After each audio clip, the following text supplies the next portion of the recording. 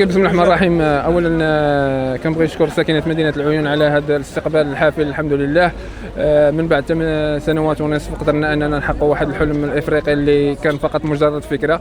ففي 8 سنوات قدرنا اننا نزوروا 36 دوله افريقيه، اكتشفنا الثقافات والعادات ديالها، وهذا الحمد لله هو اللي كان الهدف، هو السفر من اجل المعرفه.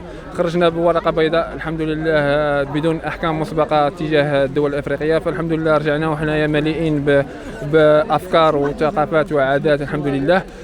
خرجت ابن وطن المغرب ورجعت ابن هذه القاره الحمد لله. فكان الحمد لله هذا الانجاز، كان هذا الانجاز كل ساكنه مدينه العيون وكل شاب طموح عنده حلم انه باغي يتقاتل على الحلم ديالو.